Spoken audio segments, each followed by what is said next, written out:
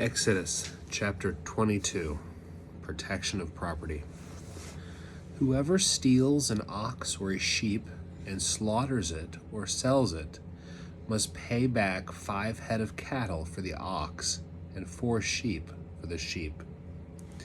If a thief is caught breaking in at night and is struck by a fatal blow, the defender is not guilty of bloodshed, but if it happens after sunrise, the defender is guilty of bloodshed. Anyone who steals must certainly make restitution, but if they have nothing, they must be sold to pay for their theft. If the stolen animal is found alive in their possession, whether ox or donkey or sheep, they must pay back double. If anyone grazes their livestock in a field or vineyard and lets them stray, and they graze in someone else's field, the offender must make restitution from the best of their own field or vineyard. If a fire breaks out and spreads into the thorn bushes so that it burns shocks of grain or standing grain or the whole field, the one who started the fire must make restitution. If anyone gives a neighbor silver or goods for safekeeping and they are stolen from the neighbor's house, the thief, if caught, must pay back double. But if the thief is not found, the owner of the house must appear before the judges, and they must determine whether the owner of the house has laid hands on the other person's property. In all cases of illegal possession of an ox, a donkey, a sheep, a garment, or any other lost property about which somebody says, "This is mine," both parties are to bring their cases before the judges. The one whom the judges declare guilty must pay back double to the other. If anyone gives a donkey, an ox, a sheep, or any other animal to their neighbor for safekeeping, and it dies or is injured or is taken away while no one is looking, the issue between them will be settled by the taking of an oath before the Lord that the neighbor did not lay hands on the other person's property. The owner is to accept this, and no restitution is required. But if the animal was stolen from the neighbor, restitution must be made to the owner. If it was torn to pieces by a wild animal, the neighbor, shall bring in the remains as evidence and shall not be required to pay for the torn animal. If anyone borrows an animal from their neighbor and it is injured or dies while the owner is not present, they must make restitution. But if the owner is with the animal, the borrower will not have to pay. If the animal was hired, the money paid for the hire covers the loss. It says social responsibility. If a man seduces a virgin who is not pledged to be married and lays with her, he must pay the bride price, and she shall be his wife. If her father absolutely refuses to give her to him, he must still pay the bride price for virgins. Do not allow a sorceress to live. Anyone who lays with an animal is to be put to death. Whoever sacrifices to any god other than the Lord must be destroyed. Do not mistreat or oppress a foreigner, for you were foreigners in Egypt. Do not take advantage of the widow or the fatherless.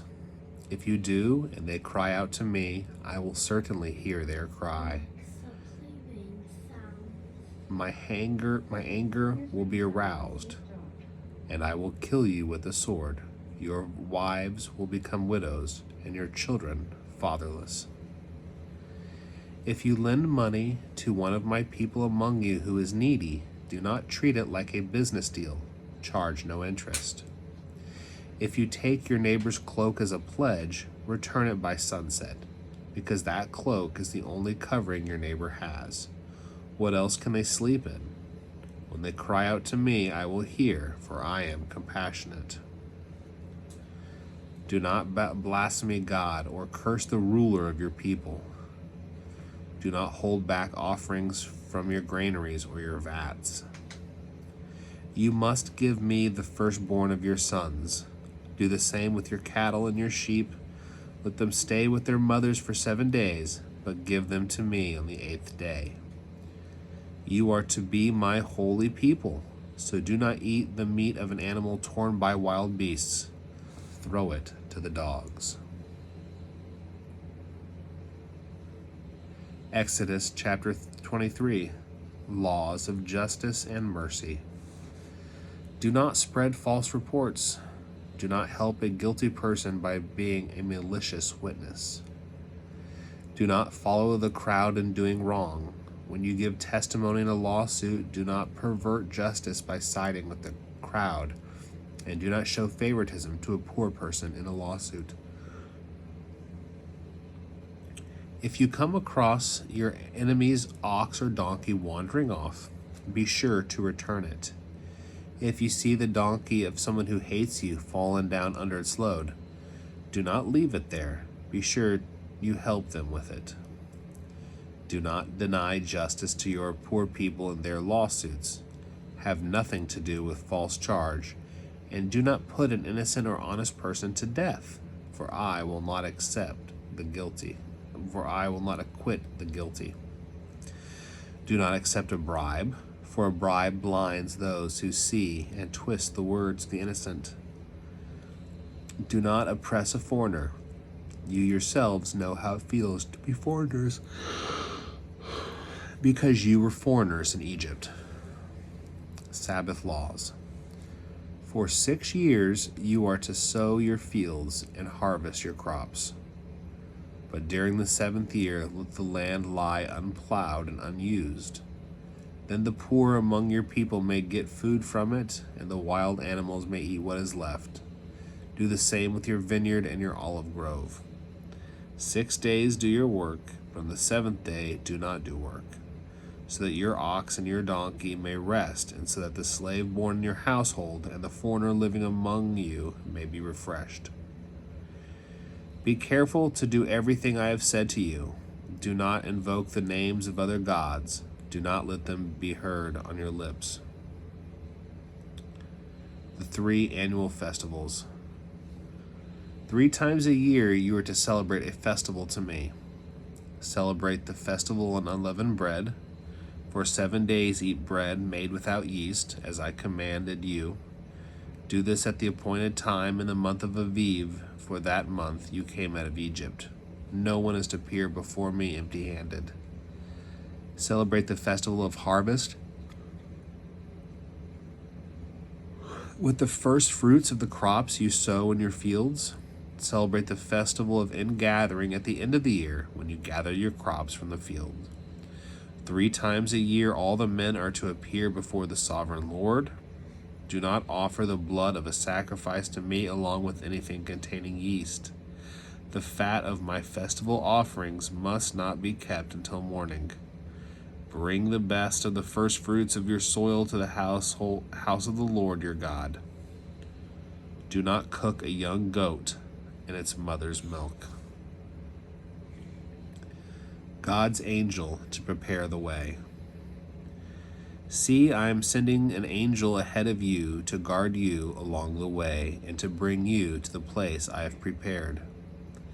Pay attention to him and listen to what he says. Do not rebel against him. He will not forgive your rebellion, since my name is in him. If you listen carefully to what he says and do all that I say, I will be an enemy to your enemies and will oppose those who oppose you. My angel will go ahead of you and bring you into the land of the Amorites, the Hittites, the Perizzites, the Canaanites, the Hivites, and Jebusites, and I will wipe them out. Do not bow down before the gods or worship them or follow their practices. You must demolish them and break their sacred stones to pieces. Worship the Lord your God, and his blessing will be on your food and water. I will take away sickness from among you, and none will miscarry or be barren in your land. I will give you a full lifespan. I will send my terror ahead of you and throw into confusion every nation you encounter. I will make all your enemies turn their backs and run. I will send the hornet ahead of you to drive the Hittites, the Canaanites, and the Hittites out of your way. But I will not drive them out in a single year, because the land would become desolate and the wild animals too numerous for you. Little by little I will drive them out before you until you have increased enough to take possession of the land. I will establish your borders from the Red Sea to the Mediterranean Sea, and from the desert to the Euphrates River. I will give into your hands the people who live in the land, and you will drive them out before you. Do not make a covenant with them or with their gods. Do not let them live in your land, or they will cause you to sin against me, because the worship of their gods will certainly be a snare to you. Exodus chapter 24, the covenant confirmed.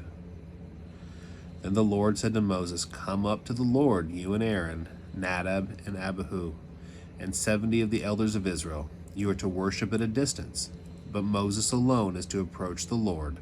The others must not come near, and the people may not come up with him." When Moses went and told the people all the Lord's words and laws, they responded with one voice, "Everything the Lord has said we will do." Moses then wrote down everything the Lord had said. He got up early the next morning and built an altar at the foot of the mountain and set up 12 stone pillars representing the 12 tribes of Israel. Then he sent young Israelite men, and they offered burnt offerings and sacrificed young bulls as fellowship offerings to the Lord. Moses took half of the blood and put it in the bowls, and the other half he splashed against the altar. Then he took the book of the covenant and read it to the people. They responded, "We will do everything the Lord has said. We will obey." Moses then took the blood, sprinkled it on the people, and said, "This is the blood of the covenant that the Lord has made with you in accordance with all these words." Moses and Aaron and Nadab and Abihu and the 70 elders of Israel went up and saw the God of Israel. Under his feet was something like a pavement made of lapis lazuli, as bright blue as in the sky. But God did not raise his hand against these leaders on the Israelites. They saw God, and they ate and drank. The Lord said to Moses, "Come up to me on the mountain and stay here, and I will give you the tablets of stone with the law of the commandments I have written for their instruction." Then Moses set out with Joshua his aide, and Moses went up on the mountain of God. He said to the elders, "Wait here for us until we come back to you. Aaron and Hur are with you, and everyone involved in a dispute can go see them."